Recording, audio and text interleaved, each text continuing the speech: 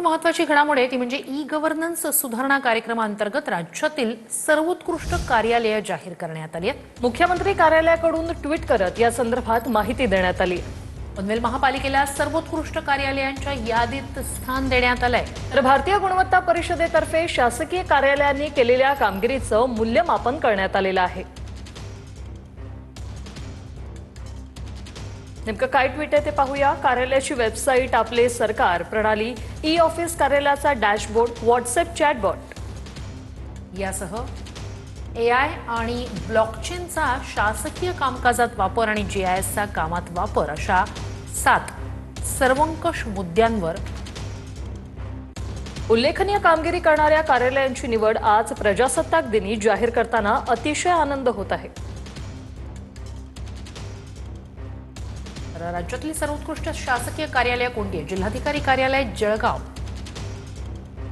यानंतर पोलीस अधीक्षक कार्यालय ठाणे ग्रामीण, पनवेल महानगरपालिका, पोलीस आयुक्त कार्यालय नाशिक। राज्यातील सर्वोत्कृष्ट शासकीय कार्यालय पाहतोय। विभागीय आयुक्त कार्यालय नागपूर, तर नांदेडच्या पोलीस परिक्षेत्र महानिरीक्षक कार्यालयाचा देखील यात समावेश आहे। राज्यस्तरीय आयुक्तालय, संचालनालय, संचालक तंत्र शिक्षण याचा सुद्धा यात समावेश आहे। तर राज्यस्तरीय मंडळ, महामंडळ, प्राधिकरण, महाराष्ट्र सागरी मंडळ,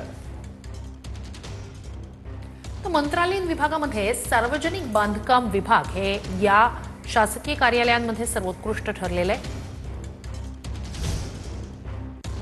ई गव्हर्नन्स सुधारणा कार्यक्रमांतर्गत सर्वोत्कृष्ट कार्यालय कोणकोणती आहेत या संदर्भात ट्विट करत माहिती देण्यात आलेली आहे।